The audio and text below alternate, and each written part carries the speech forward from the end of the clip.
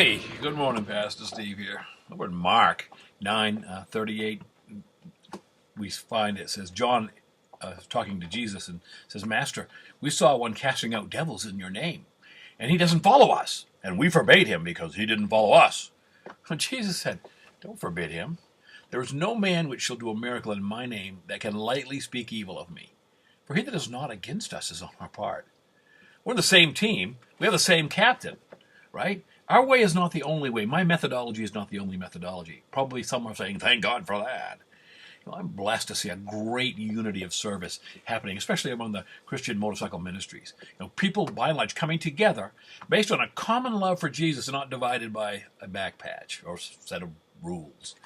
In the body of Christ at large, it has to be the same. Those who truly have come to Jesus Christ, are born again by the Spirit of God, are God's people. I often say there's only one church, we meet in different places. So, some people do evangelistic meetings, some feed the hungry, some take in the homeless, others do medical outreaches. All who follow Christ, however, want to lead others to follow Christ as well. We're quick to judge others based on many things. Many of those things aren't biblical, but based on our opinions, which are formed from some idea that our particular group is the only true guardians of the faith. It's like a Saturday morning cartoon. Jesus is saying, hey, chill out, brothers. They're not against us. They're not against us. Paul got it, didn't he? When he wrote from prison over in Philippians, the first chapter, he said people preach from different motives. Some preach Christ from envy, some from strife, some from goodwill. The former preach from selfish ambition, not sincerely, hoping to add affliction to my chains, but the other ones out of love, knowing that I am appointed for the defense of the gospel. What then? He says, get this. Only that in every way, whether in pretense or in truth, Christ is preached. And in this I rejoice and will rejoice. Let God use whom he will. That's not your job. You're not the judge of that. You just let it, when people are coming to Christ. I think that's important.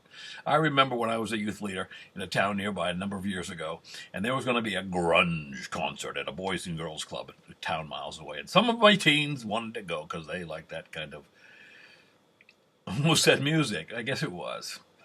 I said, all right, I'll take you. And I went over there, and I got in this little gymnasium. It was loud, and it was rocking. So I said, what is that? God, you can't use that. I'm sitting over here in the corner pharisaically saying, you can't use that. Well, pretty soon I drifted out on the doorstep. I thought, I'm going to get out of here. It's noisy. Well, guess what? Sitting on the front porch steps of that place was a man with more piercings than I would ever think should be possible. And you know what?